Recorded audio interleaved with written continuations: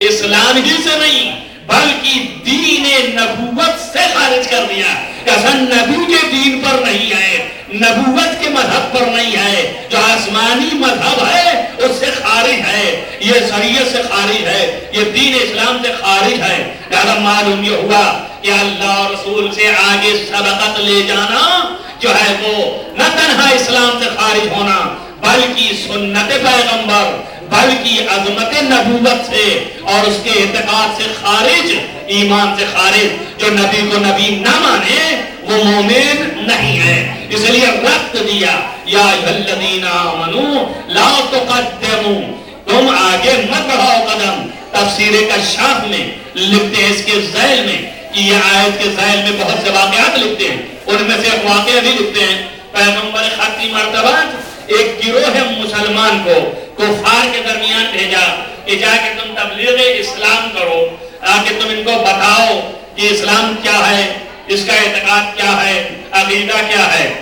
گروہ در گروہ تبلیغ کے لیے گیا، تبلیغ مذہب بتانے کے لیے، اعتقاد بتانے کے لیے، عقیدہ بتانے کے لیے۔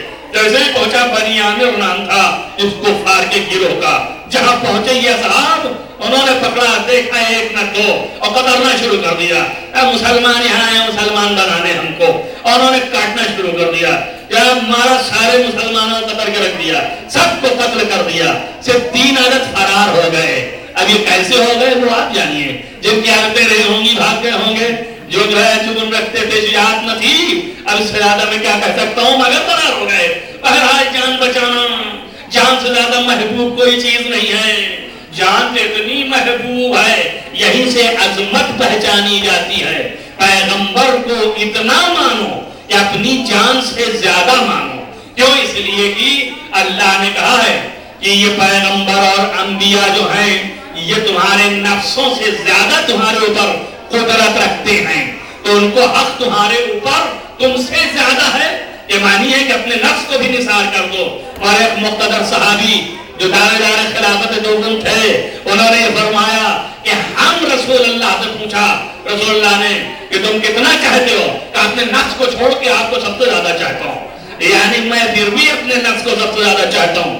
مستند کتابوں میں لکھا ہے، یہ معیار پہچانیے آپ اسلام کے سمجھانے کا۔ یہ کفار کی وقت میں پہنچے، سب قتل ہوئے، 3 فرار ہو گئے، یہ 3 ہی کی لفظ ہے، 3 فرار ہوئے اور بھاگ کر کے چلے گئے۔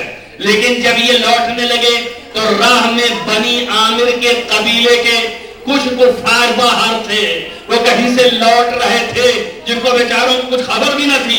ان سے جیسے ہی مدبھیڑ ہوئی تو یہ سوچے کہ بدلہ لینا اچھا ہے، دوستوں کو مارا ان کے قبیلے والوں نے، ان کو مارے ہم، سب مل پڑے 3 کے تینوں اور ان کو قتل کر دیا، غریبوں کو۔ کافر تھے۔ اب آج اسلام کے اس تھیوری کے اوپر کائنات کے ہر مکتبہ فکر دیکھے اور غور کرے، یہ اس وقت کی بات ہے کہ جب اسلام کی ابتدا تھی۔ جیسے ہی یہ خبر رسول اللہ تک پہنچی، رسول اللہ غضبناک ہو گئے اور پھر اللہ کے حکم سے کہنا پڑا کہ جب تک اللہ نے اور رسول نے تم کو حکم نہیں دیا تم نے کیسے یہ عدوان کیا، کیسے یہ ظلم کیا؟ ارے بھائی وہ بے قصور تھے، ان کو مارنے سے کیا ملا؟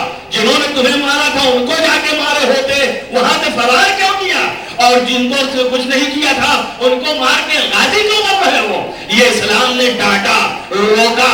میں یہ کہتا ہوں کہ دنیا کے ہر مکتبہ فکر سوچے، اسلام جو ہے وہ ٹیررزم کو روکتا ہے نہ کہ رواج دیتا ہے۔ یہ روکنے کی توفیق ہے، یعنی کافر کو قتل کیا گیا مگر اللہ بھی ناراض، رسول بھی ناراض، اور پھر حکم دیا لا تقدموا بین ید اللہ ورسولہ، جب تک کہ اللہ رسول کا حکم نہ جائے ان سے پہلے سبقت نہ لے جانا۔ اگر تم سبقت لے گئے تو دائرہ ایمان سے خارج ہو گئے۔ کتنے نمونے ہیں، یہیں پر جو آیت نازل ہوئی ہے صحیح بخاری میں اندر یہ موجود ہے کہ جناب علی جب یہ آیت نازل ہوئی اور دیگر لوگوں نے شان نزول میں لکھا ہے کہ یہ وجہ یہ تھی کہ ایک گروہ تھا بنی تمیم۔ بنی تمیم جو ہے پہلے کافر گروہ تھا، مسلمان ہو گیا۔ مسلمان ہونے کے بعد پیغمبر کی بات میں آیا، نظام قبیلائی میں یہ تھا، اسی کی وجہ سے سقیفہ بنی ساعدہ میں جمع ہوئے تھے۔ نظام قبیلائی میں یہ تھا کہ ہر قوم و قبیلے کا ایک امیر ہوتا تھا، وہ جو کچھ کہہ دے پورا قبیلہ مانتا تھا.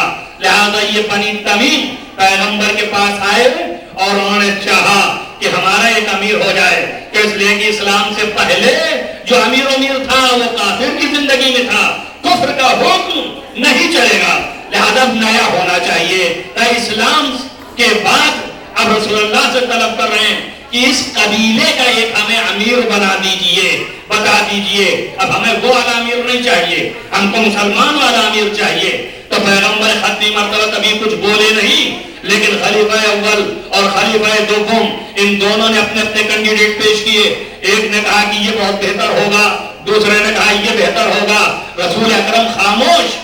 دوسرے نے پہلے سے کہا کیسے بول رہے ہو، جو میں کہہ رہا ہوں وہ بہتر ہے. پہلے نے کہا تم خاموش ہو جاؤ، جو میں کہہ رہا ہوں وہ بہتر ہے. دونوں نے مصاحبہ مشاجرہ ہوا، یہاں تک کہ آوازیں بلند ہو گئی، ہاتھ کی آستینیں چڑھنے لگی. تو ادھر سے آواز آئی لا تقدموا بین ید اللہ ورسولہ واتقوا اللہ ان اللہ سمیع علیم ولا ترفعوا اصواتکم فوق صوت النبی.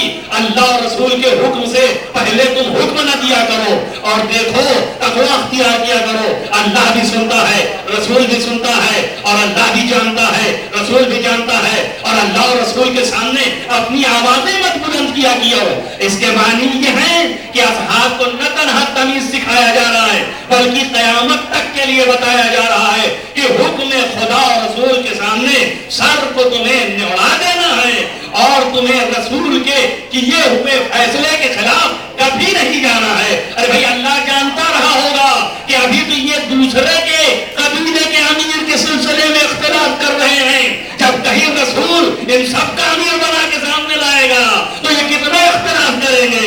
اس لیے روک دیا کہ کبھی آگے جانے کی کوشش نہ کرنا، تقوی اختیار کرو. اور اگر ایسا نہ کیا تو تم ایمان سے بھی خارج ہو اور تقوی سے بھی خارج ہو. صلوات ہے محمد و آل محمد.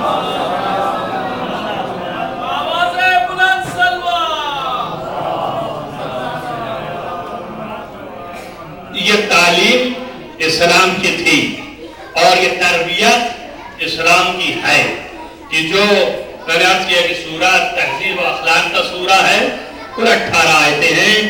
ہر آیت کے دامن میں جو ہم چھانٹ پائیں نہ معلوم کتنا اس کے اندر موجود ہے. کہ آج 3 دن سے چل رہا ہے ایک آیت پہ اور مسلسل چلتا جائے گا. میں سمرائز بہت ہی مختصر کر رہا ہوں اور آدھے گھنٹے کے اندر پیش کرنا تھا، ابھی تو 20 بھی نہیں ہوئے، مگر میں ختم کیے دیتا ہوں اس لیے کہ پہلے والے مسائل کو میں نے 20 منٹ بیان کر دیا تھا. حق اس کا جو ہے 5 منٹ کا تھا مگر 10 گیا اور 10 سے 20 ہو گیا. مگر آج چھٹی تھی آپ کی اور آپ کو یہ کہ تھوڑا خوش بھی کر دوں اور حقیقت جو ہے وہ بھی بیان ہو جائے.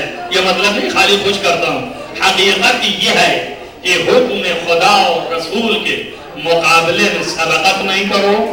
فکر جو ہے وہ ایسی ہونی چاہیے اگر کوئی سبقت کرے فاتقوا اللہ. یہ تسلسل رکھتی ہے آیت، تو یعنی تقوی کی خلاف ورزی کر رہا ہے. سبقت نہ کرو اور تقوی اختیار کرو. سبقت کر لو تقوی سے خارج ہو جاؤ، یعنی بے تقوائی ہے. اللہ سے معصیت سے بچنا تقوی. اور کیوں تقوی اختیار کرو؟ ان اللہ سمیع علیم. گفتگو بھی کرو گے تب بھی سنتا ہے، اور علیم کچھ کرو گے تب بھی دیکھتا ہے. وہ سنتا بھی ہے، دیکھتا بھی ہے.